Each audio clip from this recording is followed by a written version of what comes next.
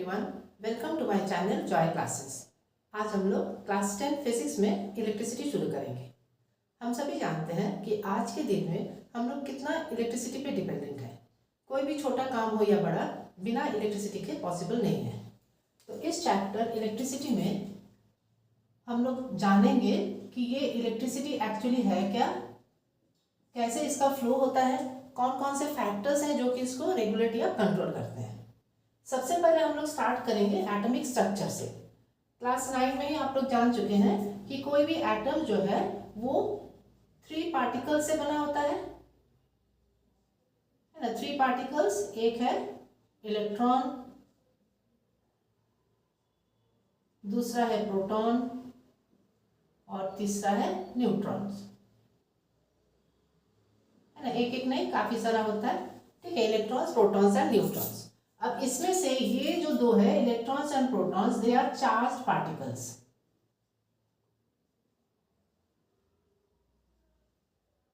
ठीक है। ये हम लोग जानते हैं। और इलेक्ट्रॉन्स जो है वो नेगेटिव चार्ज कैरी करता है और प्रोटॉन्स है पॉजिटिव चार्ज। ये दोनों जो चार्ज है ये सेम अमाउंट ऑफ चार्ज है ना। तो इलेक्ट्रॉन्स, एक इलेक्ट्रॉन जो है इसको हम लोग डिनोट करते हैं ई से। ये चार्ज कैरी करता है 1.6 इंटू 10 टू द पावर -19 और चार्ज का यूनिट है कूलम। ये है माइनस, ये नेगेटिव चार्ज है। प्रोटॉन भी इतना ही चार्ज कैरी करता है, वो पॉजिटिव, ठीक है। अब देखिए इस चैप्टर में बहुत सारा हम लोग सिंबल्स और यूनिट्स जानेंगे। अभी जैसे चार्ज बोल रहे हैं, है ना। चार्ज को हम लोग डिनोट करते हैं स्मॉल क्यू से या कैपिटल क्यू। ये चार्ज के लिए सिंबल है, ठीक है। SI unit of charge, SI unit of charge है कूलम और उसको डिनोट करते हैं कैपिटल C से, स्मॉल c नहीं, कैपिटल C, ठीक है। तो अब धीरे धीरे हम लोग बहुत सारा इस तरह से जानेंगे। तो इलेक्ट्रॉन, ये जो C है ये यूनिट है ना, कूलम। तो ये इलेक्ट्रॉन का 1 इलेक्ट्रॉन का चार्ज हो गया।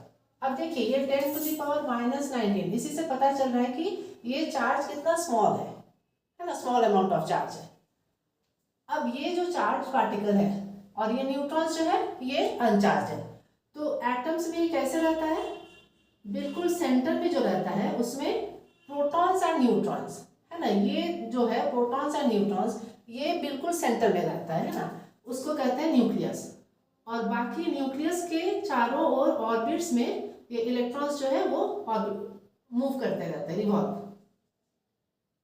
ठीक है। जितना इलेक्ट्रॉन्स होंगे उस हिसाब से नंबर ऑफ ऑर्बिट्स भी ज्यादा होगा। अब ये जो सेंटर पार्ट है इसको बोलते हैं न्यूक्लियस। इसमें न्यूट्रॉन्स एंड प्रोटॉन्स दोनों को मिला के न्यूक्लियस बोलते हैं। और बाकी इलेक्ट्रॉन्स जो है वो बाहर ऑर्बिट्स में मूव करते हैं, ठीक है। अब इसी में हम लोग देखेंगे कि फ्री इलेक्ट्रॉन्स मिलता है, ठीक है। जनरली जो आउटर मोस्ट ऑर्बिट है उसमें जो इलेक्ट्रॉन्स होता है, 1 या 2 जो भी, तो वो फ्री इलेक्ट्रॉन्स होता है। हर एलिमेंट्स में फ्री इलेक्ट्रॉन्स नहीं मिलेंगे, है ना। जिस एलिमेंट में फ्री इलेक्ट्रॉन्स होंगे वो कंडक्टर का काम करेंगे और जिसमें फ्री इलेक्ट्रॉन्स नहीं होगा, है ना, that will act as insulator. हम लोग जानते हैं कंडक्टर क्या है, through which electric current can flow, ठीक है। अब ये फ्री इलेक्ट्रॉन्स एक्चुअली है क्या, देखिए ये जो पूरा एटम है तो इसमें सेंटर में न्यूक्लियस में जो प्रोटॉन है न्यूट्रॉन है, ये इसमें क्या है, न्यूक्लियर फोर्स है। तो वो इस न्यूक्लियस से बाहर निकल ही नहीं पाएंगे। अब बाहर में ये इलेक्ट्रॉन्स मूव कर रहे हैं, ठीक है। तो ये भी एटम्स के साथ ही बंधे हुए हैं, है ना, उससे बाहर नहीं जाते हैं। लेकिन जो फ्री इलेक्ट्रॉन्स होगा तो उसमें जो होगा it is able to move outside the atom, है ना। फ्री इलेक्ट्रॉन का यही है। तो अब हम लोग मान लेते हैं एक कंडक्टर लेके हम लोग थोड़ा डिस्कस करते हैं। जो से मोस्ट कॉमन कंडक्टर है कॉपर। तो कॉपर का इलेक्ट्रॉनिक कॉन्फ़िगरेशन देखते हैं। कॉपर का एटॉमिक नंबर है 29, ठीक है। तो इसको हम लोग अगर इलेक्ट्रॉनिक कॉन्फ़िगरेशन करेंगे तो 2 8 28 हो गया और 1, ठीक है। तो आउटरमोस्ट ऑर्बिट में ये 1 इलेक्ट्रॉन होगा, ठीक है। This one electron is the free electron. इसका मतलब क्या है, 1 2 3 4, यहाँ पे 1 2 3 एक और ऑर्बिट हो जाएगा, ये कॉपर के लिए हो जाएगा, ठीक है। इस ऑर्बिट में 2 इलेक्ट्रॉन्स है ना, नेक्स्ट ऑर्बिट में 8, इसमें 18 और लास्ट वाले में 1। तो ये जो 1 है, तो ये 1 इलेक्ट्रॉन ये फ्री इलेक्ट्रॉन है, ये इस एटम से हट के कहीं भी मूव कर सकता है। कहीं भी मतलब क्या है, अब मान लेते हैं कोई हम वायर लेते हैं, कॉपर वायर लिए हैं, ठीक है। अब कोई एक पीस ऑफ वायर है, तो इस वायर में millions and millions of atoms है, ठीक है। अब हर एक एटम्स में क्या है, एक एक इलेक्ट्रॉन जो है वो फ्री है, मतलब millions and millions of electrons free घूमेंगे। तो वो इलेक्ट्रॉन्स कहाँ घूमेंगे, इनसाइड दिस वायर, है ना। जो इलेक्ट्रॉन्स है काफी सारा एटम्स है, तो हर एक एटम से एक एक इलेक्ट्रॉन जो है वो फ्रीली इधर उधर कहीं भी मूव कर सकते हैं, ठीक है। तो यही जो मूवमेंट है, इसी से हम लोग को इलेक्ट्रिक करंट मिलेगा। लेकिन अभी जैसे just simple piece of wire लेंगे और इसमें अगर ये इलेक्ट्रॉन्स का मूवमेंट हो रहा है, तो उससे इलेक्ट्रिक करंट नहीं बन रहा है, क्योंकि ये मूवमेंट कैसा है, रैंडम मूवमेंट है ना, ये रैंडम मूवमेंट है। तो इस रैंडम मूवमेंट से इलेक्ट्रिसिटी नहीं बनेगा, ठीक है। इलेक्ट्रिक करंट के लिए क्या करना होगा, इस वायर को हमको सेल के साथ जोड़ना होगा। हम लोग सभी जानते हैं सेल क्या है, उसमें पॉजिटिव और नेगेटिव टर्मिनल्स होता है ना, उसमें केमिकल एनर्जी होता है, तो वो केमिकल एनर्जी प्रोवाइड करता है इलेक्ट्रिक करंट के लिए। तो उसमें क्या है कि जब हम वायर को हम जोड़ते हैं सेल से, तो जो पॉजिटिव और नेगेटिव टर्मिनल है, तो यहाँ का सारा जो इलेक्ट्रॉन्स इधर उधर मूव हो रहा था, अब सारा इलेक्ट्रॉन्स एक डायरेक्शन में मूव होना शुरू करेगा, ठीक है। इलेक्ट्रॉन्स क्या है, नेगेटिव चार्ज पार्टिकल है, तो ये जो नेगेटिव चार्ज है it will start moving towards positive, ठीक है। तो ये जो मूवमेंट होगा, तो इसी से इलेक्ट्रिक करंट बनता है। क्लियर हो रहा है। तो जब भी हम इसको सेल से ज्वाइन करेंगे, तभी क्या होगा, सारा इलेक्ट्रॉन्स का फ्लो होगा। अब देखिए इलेक्ट्रॉन जो मूव करना शुरू होता है, तो इलेक्ट्रॉन्स क्या है, दे कैरी चार्ज। इलेक्ट्रॉन्स का मूव होना मतलब चार्ज का मूव होना या चार्ज का फ्लो होना, है ना, फ्लो ऑफ चार्ज। अब कोई भी फ्लो जो होता है उसको बोलते हैं करंट। जैसे मान लीजिए वाटर फ्लो है ना, तो वाटर करंट बोलते हैं, एयर करंट बोलते हैं, ठीक है। तो उसी तरह जब इलेक्ट्रिक चार्ज फ्लो होता है, तो उसको हम लोग बोलते हैं इलेक्ट्रिक करंट। क्लियर हो रहा है,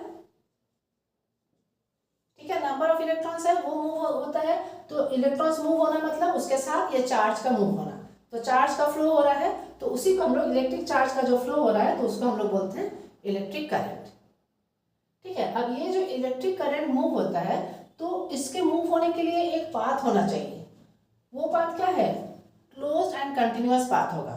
तो उस पाथ को हम लोग क्या बोलेंगे, ये सारा हम लोग पिछले क्लास में कर चुके हैं ना, 6 7 में।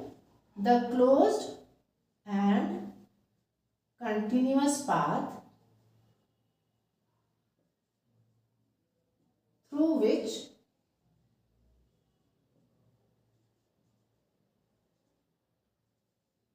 Electric current flows is called electric circuit.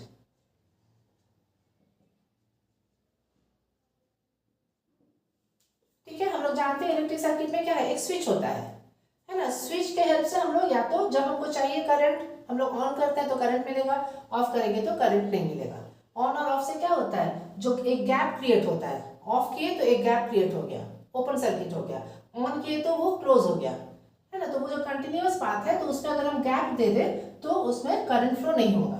तो इसका मतलब हमको एक क्लोज और कंटिन्यूअस पाथ चाहिए करंट फ्लो के लिए, उसको बोलते हैं इलेक्ट्रिक सर्किट। क्लियर है। अब हम लोग देखेंगे कि इलेक्ट्रिक करंट को हम लोग कैसे एक्सप्रेस करेंगे। उसके लिए थोड़ा समझ लेते हैं। ये जो वायर है, मान लेते हैं यहाँ पे हम एक कट करते हैं, है ना। तो ये जो सिंपल कट हुआ, तो ये वाला जो पोर्शन है ये क्या होगा, एक सर्कुलर एरिया होगा। तो वो जो एरिया है उसको हम लोग क्या बोलते हैं, क्रॉस सेक्शनल एरिया।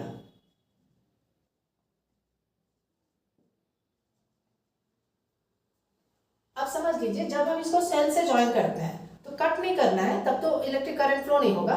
इमेजिन कीजिए कि अगर हम कट करते हैं तो वहाँ जो एरिया है, तो उस एरिया से कितना नंबर ऑफ इलेक्ट्रॉन्स फ्लो हो रहा है ना। तो जितना इलेक्ट्रॉन्स फ्लो होगा तो उतना अमाउंट ऑफ चार्ज आएगा। अब यहाँ पे एक और बात देख लीजिए, ये एक इलेक्ट्रॉन के लिए इतना चार्ज है, ठीक है। अगर हम अगर नंबर ऑफ इलेक्ट्रॉन्स मान लेते हैं n इलेक्ट्रॉन्स फ्लो हो रहा है, तो कितना चार्ज हो जाएगा, n इंटू ई, ठीक है ना। तो टोटल चार्ज जो है Q जो है वो हो जाएगा n ई। एक इलेक्ट्रॉन के लिए इतना चार्ज है, अगर हम 100 इलेक्ट्रॉन्स ले लेंगे तो 100 इंटू इतना चार्ज हो जाएगा। तो टोटल अमाउंट ऑफ चार्ज कितना हो जाएगा, Q equal to N E. ये एक आपको फॉर्मूला मिल गया, पहला फॉर्मूला, ठीक है, जिसमें Q total amount of charge है, E क्या है, चार्ज ऑन वन इलेक्ट्रॉन, दोनों ही चार्ज का यूनिट है। तो N क्या हो जाएगा, नंबर, उसमें कोई यूनिट नहीं होगा, है ना। यहां से अगर हम लोग N निकालेंगे, N इक्वल टू क्या हो जाएगा, Q बाई ई, इसका कोई यूनिट नहीं होगा, जस्ट अ नंबर, ठीक है।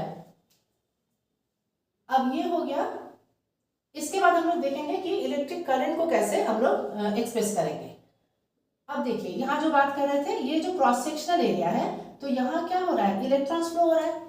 तो जितना अमाउंट ऑफ इलेक्ट्रॉन्स फ्लो होगा उतना इनटू दिस चार्ज फ्लो होगा, ठीक है। तो जो total amount of charge flow होगा इस एरिया से इन 1 सेकेंड, तो हम लोग बताएंगे कि वही है इलेक्ट्रिक करंट। मतलब इलेक्ट्रिक करंट क्या है, amount of charge flowing through a cross sectional area of a conductor in 1 second, ठीक है। उसी को हम लोग बोलेंगे electric current.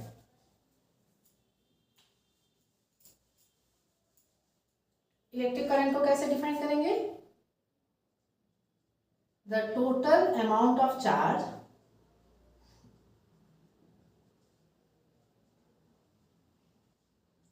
Flowing through a, या तो पर्टिकुलर एरिया बोले या क्रॉस सेक्शनल एरिया बोले, है ना। Flowing through a cross section उसी को बोलते हैं ना। अगर सिंपल एक छोटा सा कट करेंगे तो वो जो एरिया मिल रहा है उसको क्रॉस सेक्शनल एरिया बोलेंगे। Flowing through a cross sectional area per unit time is called electric current।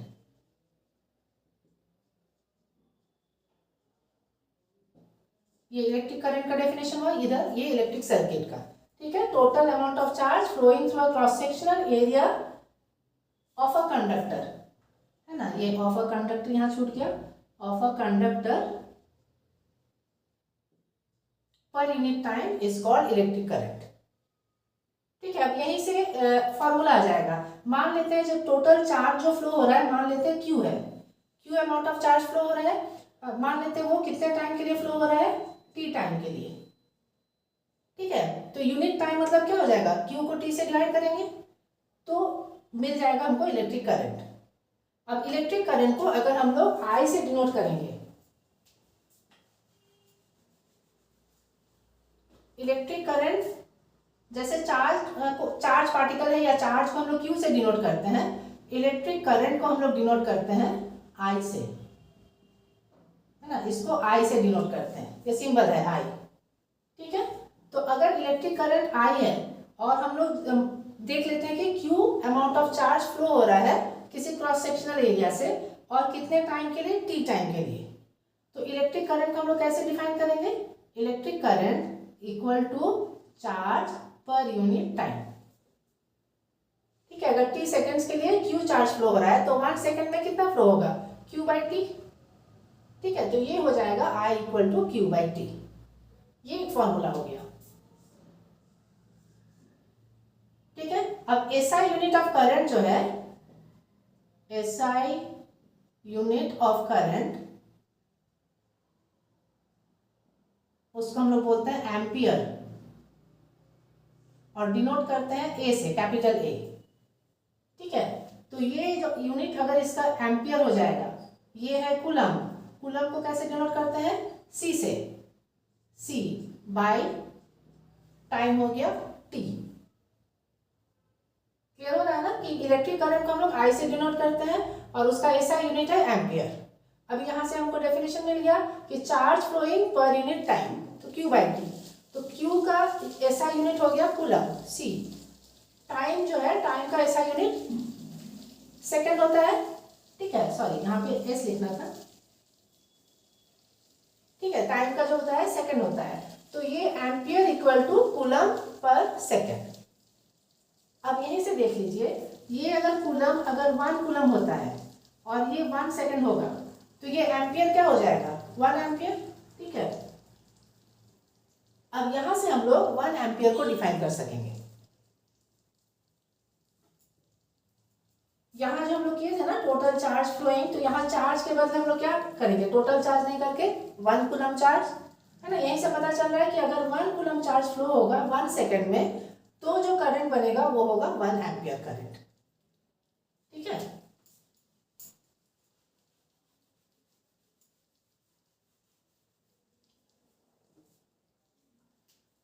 हम लोग यहां लिख सकते हैं 1 ampere current is form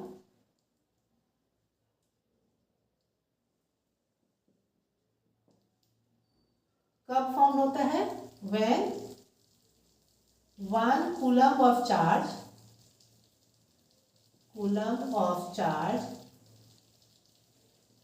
flows through a conductor in 1 second,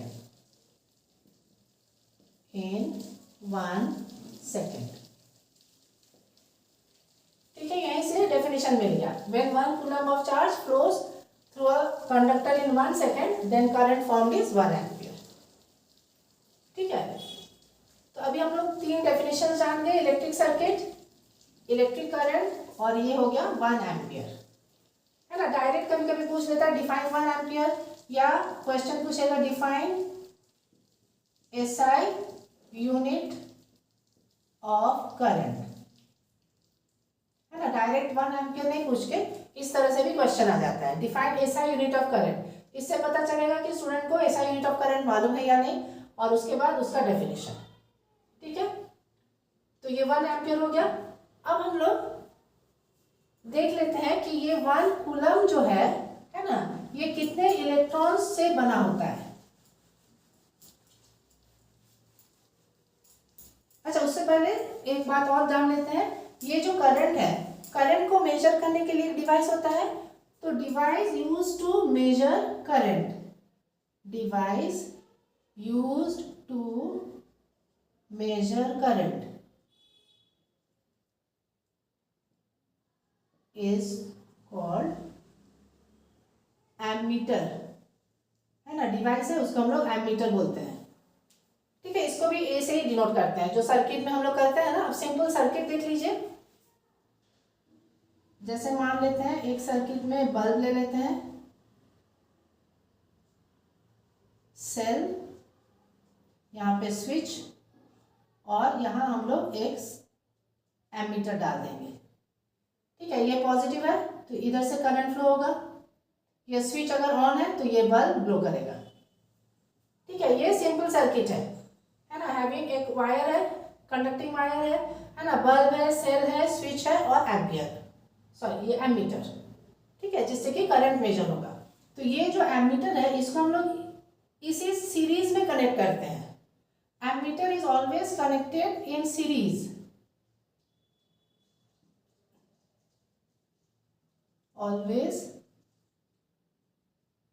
connected in series in an electric circuit। Series का मतलब क्या है, एंड टू एंड, मतलब देखिए ये जो सेल है इसका ये वाला एंड जो है बल्ब के साथ जुड़ा हुआ है, बल्ब का दूसरा एंड किसी और के साथ है, उसका जो दूसरा एंड है ये किसी और के साथ है, फिर इसका इसके साथ है, इस तरह एक का एंड दूसरे के साथ, उसका एंड तीसरे कंपोनेंट के साथ, इस तरह जो एंड टू एंड कनेक्शन होता है उसी को बोलते हैं सीरीज कनेक्शन, ठीक है। तो एमीटर जो है वो इसी तरीके से जुड़ता है। Ammeter is always connected in series in an electric circuit. ये वाला पॉजिटिव है, ये नेगेटिव है, तो एमीटर का पॉजिटिव भी इधर होगा, इधर नेगेटिव होगा, ठीक है। तो ये सिंपल सर्किट हो गया। अब इसके बाद हम लोग देखेंगे कि 1 कूलम जो है कितने इलेक्ट्रॉन से बना होता है। तो पहला जो फॉर्मूला देखे थे Q equal to N e, यहीं से N equal to Q by e होगा, ठीक है। अब यहीं से देख लीजिए, ये Q अगर 1 कूलम है तो कितना नंबर ऑफ इलेक्ट्रॉन्स होने से 1 कूलम बनेगा, ठीक है। तो वो नंबर ऑफ इलेक्ट्रॉन्स हमको इस फॉर्मूले से मिलेगा। तो ये Q हम लोग ले रहे हैं 1 कूलम, तो 1, और E क्या है, तो E का वैल्यू हम लोग लिखे थे 1.6 into 10 to the power minus 19। इसी को सॉल्व करने से नंबर ऑफ इलेक्ट्रॉन्स मिल जाएगा। अब एक्सपोनेंट के रूल से हम लोग जानते हैं कि ये जो नेगेटिव एक्सपोनेंट है इसको पॉजिटिव करने के लिए रेसिप्रोकल देते हैं, तो ये नीचे है, ये ऊपर आ जाएगा, है ना। ये हो जाएगा 1 इंटू 10 टू द पावर 19 और नीचे हो जाएगा 1.6। अब ये 1.6 को हम लोग डेसिमल हटाएंगे तो 16/10 हो जाएगा 10/16 इंटू 10 टू द पावर 19। अब कैलकुलेशन को इजी करने के लिए हम लोग क्या करेंगे, यहाँ एक जीरो डाल देंगे तो नीचे भी एक जीरो आएगा, मतलब इंटू 10/10 करेंगे, तो इंटू 10 करेंगे तो ये 100 हो जाएगा, और बाई 10 करेंगे मतलब यहाँ नीचे 10 आएगा, तो 19 माइनस एक 1 हो जाएगा, तो 10 टू द पावर 18 होगा ना, ठीक है। हम लोग क्या किए, यहीं पे एक इंटू 10/10 किए, तो इंटू 10 को यहाँ ले लिए और जो डिवाइड है उसको यहाँ पे एक्सपोनेंट में माइनस कर लेंगे, तो 10 टू द पावर 18। अब इसको अगर ये अब इजी हो जाएगा कैलकुलेशन करना, 100/16 कीजिएगा तो 6.25 आएगा, 16 6 96 है ना। उसके बाद डेसिमल आगे कीजिएगा तो 0.25 इंटू 10 टू द पावर 18, इतना नंबर ऑफ इलेक्ट्रॉन्स हो जाएगा। उसमें यूनिट नहीं होगा, it is just a number, है ना। मतलब इस तरह से 6.25 इंटू 10 टू द पावर 18, मतलब अगर हम देखेंगे 625 और कितना जीरोज हो जाएगा, 16 जीरोज इस तरह से हम लोग लेंगे तो उतना नंबर ऑफ इलेक्ट्रॉन्स हो जाएगा जिससे कि 1 कूलम बनता है। इसका मतलब 1 कूलम चार्ज है वो बड़ा चार्ज है ना, उसके लिए इतना सारा इलेक्ट्रॉन्स हमको चाहिए, ठीक है। अब इसके बाद नेक्स्ट टॉपिक है जिसमें हम लोग जानेंगे कि इलेक्ट्रिक करंट, अभी जैसे बोले कि सेल ज्वाइन करने से इलेक्ट्रिक करंट फ्लो होता है ना। नेक्स्ट टॉपिक में वही देखेंगे कि ये इलेक्ट्रिक करंट कैसे फ्लो होता है सेल के जोड़ने से। फ्लो ऑफ चार्ज को समझने के लिए हम लोग वाटर फ्लो के एनालॉजी को देते हैं, है ना। यहाँ देख लीजिए 2 वेसल्स हैं, एक ए और बी। अब इसको अगर ओपन कर देंगे तो क्या देख रहे हैं कि वाटर जो फ्लो होगा ए से बी, क्यों हो रहा है, क्योंकि ए में जो वाटर लेवल है वो हाई है ना, बी का लो है। इसका मतलब यहाँ क्या हो रहा है, जो लिक्विड प्रेशर है ये हाई लिक्विड प्रेशर है, ये लोअर लिक्विड प्रेशर है, तो water is flowing from higher liquid pressure to lower liquid pressure या higher level to lower level. Clear है। अब यहाँ देख लीजिए ये अमाउंट ऑफ वाटर पे डिपेंडेंट नहीं है, इसीलिए इस तरीके से बनाया है ना। यहाँ पता चल रहा है कि यहाँ अमाउंट ऑफ वाटर ज़्यादा है, लेकिन फ्लो इधर से इधर नहीं होगा क्योंकि ये जो है हाई लेवल पे है। क्लियर है। उसी तरीके से अगर हम लोग कोई भी मान लेते हैं, कोई 2 ऑब्जेक्ट है ना, एक टेम्परेचर T1 और दूसरा टेम्परेचर T2, ठीक है। तो ये हायर टेम्परेचर से लोअर टेम्परेचर की ओर फ्लो होगा। जब भी कंडक्शन में रहेगा, दोनों कांटेक्ट में है ना, तो हीट कंडक्शन क्या होगा, higher temperature to lower temperature. इसमें भी अमाउंट ऑफ हीट पे डिपेंडेंट नहीं होगा, ये डिपेंड होगा टेम्परेचर पे। क्लियर है। कोई भी जैसे ऑब्जेक्ट अगर फ्री फॉल में है तो फ्री फॉल कैसे होता है, हायर लेवल से लोअर लेवल, है ना। जो भी हाइट है हम लोग जानते हैं mgh, है ना। तो ये h का हाइट अगर h1 है, h2, ये h1 अगर ग्रेटर है तो ग्रेटर लेवल से लोअर लेवल की ओर आएगा, है ना। ग्राउंड लेवल में क्या होता है, h0 हो जाता है। तो ये ग्रेविटेशनल पोटेंशियल एनर्जी हायर से लोअर की ओर। तो इस तरह हम लोग देखते हैं कि कोई भी जो फ्लो होता है तो हमेशा हायर से लोअर की ओर होता है। उसी तरीके से जब चार्ज फ्लो होता है, flow of charge, that is electric current, तो ये भी किसी चीज पे डिपेंडेंट होगा, कुछ डिफरेंस होना चाहिए। तो यहाँ जैसे लिक्विड प्रेशर का डिफरेंस है, उसी तरह यहाँ इसके लिए भी इलेक्ट्रिक प्रेशर डिफरेंस होना चाहिए, इलेक्ट्रिक प्रेशर डिफरेंस।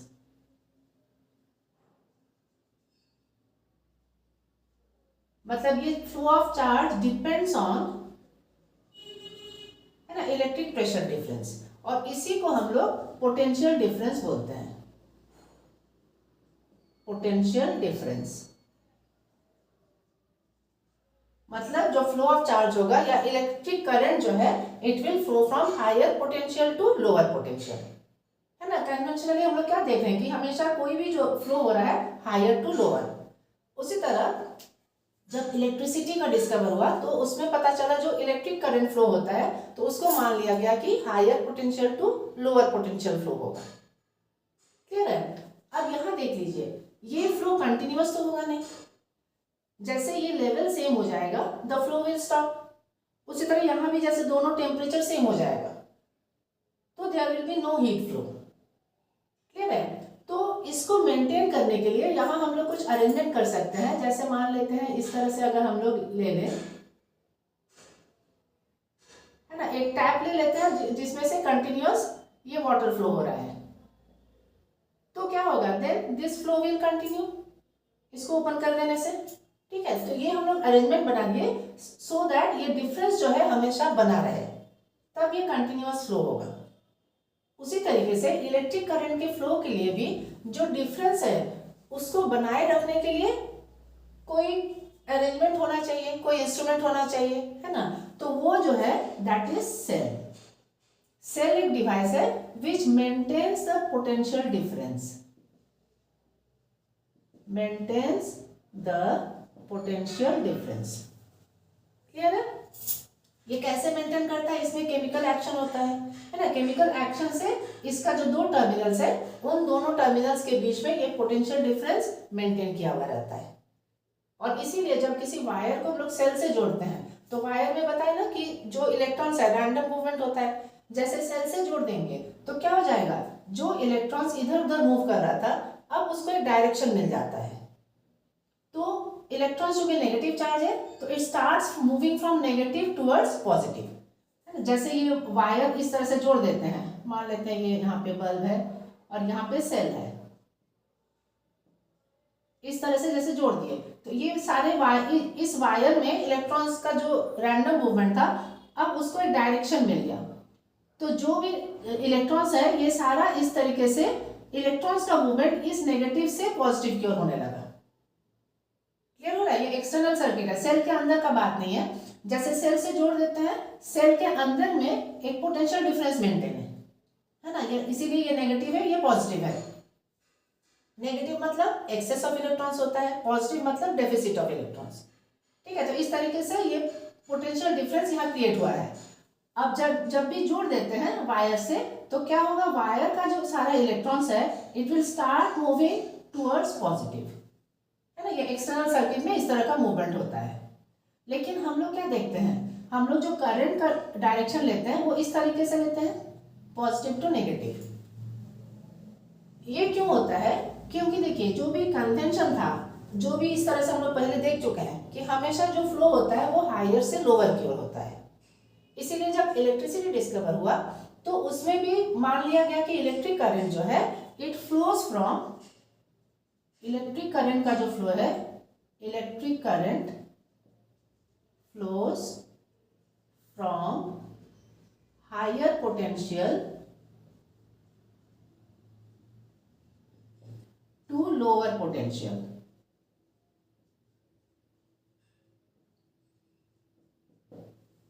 क्लियर है। लेकिन जब बाद में इलेक्ट्रॉन्स का डिस्कवर हुआ तो पाया गया कि इलेक्ट्रॉन्स कैरी नेगेटिव चार्ज और ये जो इलेक्ट्रिक करंट का फ्लो हो रहा है it is due to flow of electrons और फ्लो ऑफ चार्ज। तो अब क्या देख रहे हैं, अब डायरेक्शन ऑपोजिट हो गया, क्योंकि इलेक्ट्रॉन्स जो है वो क्या, कैसे उसका मूवमेंट है, उसका डायरेक्शन नेगेटिव टू पॉजिटिव, और पॉजिटिव एक्चुअली जो हायर पोटेंशियल है वो पॉजिटिव मान लिया जाता है ना, पॉजिटिव टू नेगेटिव। तो कन्वेंशनली क्या हो गया कि conventionally the direction of electric current is opposite to the direction of flow of electrons. Clear है ना। तो इसीलिए कन्वेंशनल डायरेक्शन हम लोग इसको बोलते हैं, conventionally the direction of electric current, direction of electric current is opposite to the flow of electrons। Electrons. Electrons का फ्लो जिधर होता है उसके ऑपोजिट डायरेक्शन को हम लोग इलेक्ट्रिक करंट का डायरेक्शन मानते हैं। इसीलिए जब भी सर्किट में हम शो करते हैं तो पॉजिटिव टू नेगेटिव शो करते हैं। क्लियर है? तो हम लोग क्या देखें कि इलेक्ट्रिक करंट के फ्लो के लिए या फ्लो ऑफ चार्ज के लिए जो हमको डिवाइस चाहिए कि पोटेंशियल डिफरेंस मेंटेन हो, दैट इज सेल। ठीक है, अब हम लोग देखेंगे कि इस पोटेंशियल डिफरेंस को हम लोग कैसे डिफाइन करेंगे। उसको डिफाइन करने के लिए हमको थोड़ा सा इलेक्ट्रिक फील्ड के बारे में बात करना होगा और साथ ही पोटेंशियल क्या है इसको समझना होगा। मान लेते हैं कि यहाँ पे कोई चार्ज बॉडी है। ठीक है, ये कोई चार्ज बॉडी है, पॉजिटिवली चार्ज बॉडी है, चार्ज बॉडी पॉजिटिव। अब इसके लिए इलेक्ट्रिक फील्ड होगा। अब इस इलेक्ट्रिक फील्ड में हम कोई चार्ज, कोई पॉजिटिव चार्ज ही लाना चाह रहे हैं, है ना। मान लेते हैं प्लस क्यू है, इसको इस फील्ड में लाना चाहेंगे। हम लोग जानते हैं कि लाइक चार्जेस क्या है, रिपेल, तो ये इसको रिपेल करेगा। अब उस रिपल्शन फोर्स के अगेंस्ट में अगर हम इसको इधर लाना चाहेंगे तो some work has to be done. ठीक है, तो इस पोटेंशियल को हम लोग इसी वर्क डन के हिसाब से हम लोग मेजर कर सकते हैं। मतलब इन्फिनिटी से किसी चार्ज को अगर हम इस पॉइंट तक लाते हैं, मान लो ये कोई पॉइंट है, यहाँ पे कोई पॉइंट है, मान लेते हैं ए। अब इस पॉइंट तक लाने के लिए the work done to move this charge in this electric field, that is called potential at this point. Potential को हम लोग किसी पॉइंट पे हम लोग डिफाइन करते हैं। इन्फिनिटी से किसी पॉइंट तक हम ला रहे हैं इस पॉजिटिव चार्ज को, इस चार्ज के फील्ड में, तो the work done against this repulsion force is called potential. Clear है? अब ये जो चार्ज है, ये एक्चुअली इसको हम लोग टेस्ट चार्ज बोलते हैं कि इसके चलते इस पर कोई इफेक्ट नहीं होगा, है ना, बहुत ही स्मॉल चार्ज होता है। तो हम लोग मान लेते हैं कि ये क्यू चार्ज को हम लाते हैं, तो टेस्ट चार्ज जो है एक्चुअली वो यूनिट चार्ज है। पोटेंशियल को हम लोग उसी तरीके से डिफाइन करते हैं, the work done to bring a unit positive charge from infinity to a point in an electric field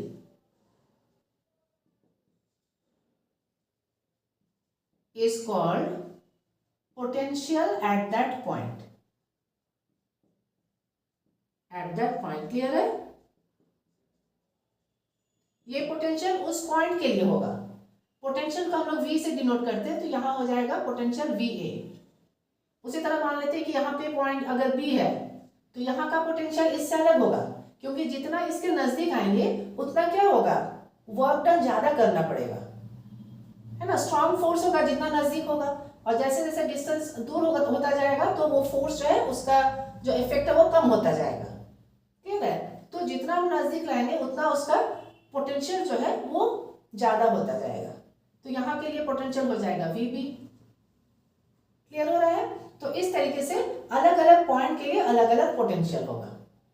लेकिन हम लोग को हर एक पॉइंट का अलग अलग पोटेंशियल जानने का जरूरत नहीं है ना। जब हम लोग इलेक्ट्रिक सर्किट में काम करेंगे तो we are working in a electric field, तो उस इलेक्ट्रिक फील्ड में हमको बस दो पॉइंट के बीच में कितना वर्क डन हुआ उसी से हमको मतलब है, उसी को हम लोग बोलते हैं पोटेंशियल डिफरेंस। ये डेफिनेशन हो गया पोटेंशियल का।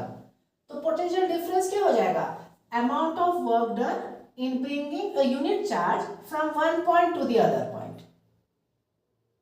क्या हो रहा है, हमको बस इन्फिनिटी से मतलब नहीं है, तो उसी इलेक्ट्रिक फील्ड में हम लोग बात करेंगे, तो वहां हम लोग बस दो पॉइंट के बीच में कितना वर्क डन हुआ उसको हम लोग पोटेंशियल डिफरेंस बोलेंगे। तो let work done in moving unit charge from one point to other, W हम लोग मान लेते हैं। अगर W क्या हो जाता है, let W be the work done in moving Q charge from one point to other point. One point to other point. अब पोटेंशियल डिफरेंस को हम डिफाइन कैसे करेंगे? Work done to move a unit charge from one point to the other in an electric field is called potential difference. इसको लिख लेते हैं यहाँ पे, the work done to move a unit charge from one point to the other is called potential difference between those points। है ना, जब भी पोटेंशियल डिफरेंस बोलेंगे मतलब दो पॉइंट के बीच का डिफरेंस हम लोग बोल रहे हैं। तो अब अगर हम मान लेते हैं कि W जो है work done in moving Q charge. अब पोटेंशियल डिफरेंस को हम लोग कैसे डिफाइन करते हैं? इन मूविंग यूनिट चार्ज। अब अगर W वर्क हो रहा है Q चार्ज को मूव करने के लिए, तो यूनिट चार्ज को मूव करने के लिए कितना वर्क डन होगा? है ना, Q चार्ज को मूव करने के लिए W वर्क डन हो रहा है, यूनिट चार्ज को मूव करने के लिए W बाई Q होगा, और इसी को हम लोग बोलते हैं पोटेंशियल डिफरेंस। तो पोटेंशियल डिफरेंस को हम लोग डिनोट करते हैं V से, पोटेंशियल को भी V से, पोटेंशियल डिफरेंस को भी V से। तो उस हिसाब से क्या हो जाएगा? V हो जाएगा V equal to W by Q। क्लियर हो रहा है?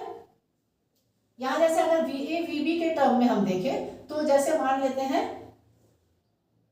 VA अगर हम लोग WA बाई Q करेंगे, VB करेंगे WB बाई Q, ठीक है। तो VB माइनस VA VA, इसी को अगर हम लोग V मान लेते हैं तो वो हो जाएगा WB minus WA by Q।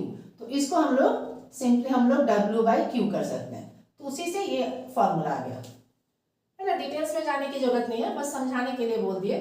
तो जनरली हमको बस इसी से मतलब है कि अगर दो पॉइंट के बीच में मूव करने के लिए वर्क डन इज W, तो यूनिट चार्ज को मूव करने के लिए work done will be W by Q, और उस that is called potential difference. Clear है? V equal to W by Q। ये एक तीसरा फॉर्मूला आ गया। अब इसका भी हम लोग यूनिट देख लेते हैं। अब ये जो पोटेंशियल का SI यूनिट है, SI यूनिट ऑफ पोटेंशियल या potential difference is volt. Symbol है V, कैपिटल V, ठीक है। अब हम लोग जानते हैं कि इसका सिंबल V है। इसका देखिए पोटेंशियल डिफरेंस का सिंबल भी V है और SI यूनिट भी V है, ठीक है। तो SI यूनिट V हो गया। ये है वर्क डन। वर्क डन का यूनिट क्या होता है? जूल। तो ये हो जाएगा जूल, और ये है चार्ज। चार्ज का होता है कूलम। अब जैसे पहले किए थे उसी हिसाब से हम लोग देख लेते हैं कि ये अगर 1 जूल होगा, ये 1 कूलम होगा, तो ये हो जाएगा 1 वोल्ट। तो यहां से हम लोग डिफाइन 1 वोल्ट का आंसर दे सकते हैं। डिफाइन 1 वोल्ट क्या हो जाएगा? When 1 joule of work is done to move 1 coulomb from one point to the other, then the potential difference between the two points is 1 volt। ठीक है, सिंपल है, इसको समझ लीजिएगा। तो उसी हिसाब से हम लोग डेफिनेशन लिख देंगे। तो हो जाएगा when 1 joule of work is done to move 1 coulomb of charge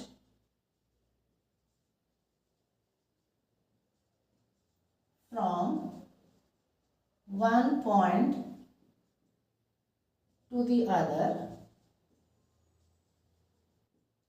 then the potential difference between the 2 points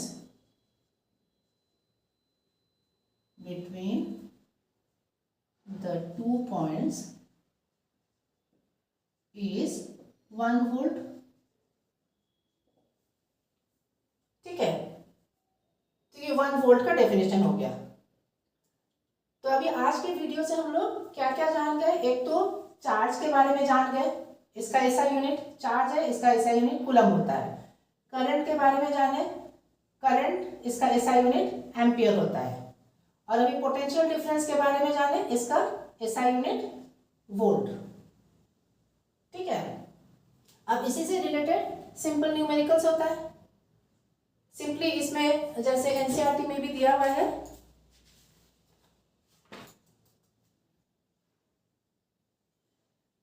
how much energy is given to each coulomb of charge passing through a 6 volt battery। Interest question है, how much energy, question पढ़ के हम लोग समझ लेंगे। how much energy मतलब हमको work done पूछा है, work done is related to energy given to each coulomb of charge. Each coulomb मतलब जो चार्ज है वो 1 कूलम, ठीक है, passing through a 6 volt battery. 6 volt battery मतलब ये पोटेंशियल डिफरेंस जो है ये 6 वोल्ट है। तो अभी जो हम लोग फॉर्मूला लिए थे V equal to W by Q, तो W क्या हो जाएगा V इंटू क्यू, है ना। यहीं से हम लोग देख लेंगे, this implies W equal to V into Q. तो V है 6 वोल्ट, 6 इंटू क्यू है 1 कूलम, तो ये हो जाएगा 6। अब इसका यूनिट क्या हो जाएगा, जूल। सिंपल है, ठीक है। बस ये सिंपल जो फॉर्मूला है इसको देख के ही हम लोग बाकी जो न्यूमेरिकल्स होगा, सिंपल न्यूमेरिकल्स है, उसको हम लोग सॉल्व कर लेंगे। ठीक है, तो उम्मीद है आज के इस वीडियो से आपको इलेक्ट्रिक करंट और पोटेंशियल डिफरेंस का कंसेप्ट क्लियर हो गया। अब इसके बाद आगे हम लोग ओम्स लॉ करेंगे। Thank you for watching this video.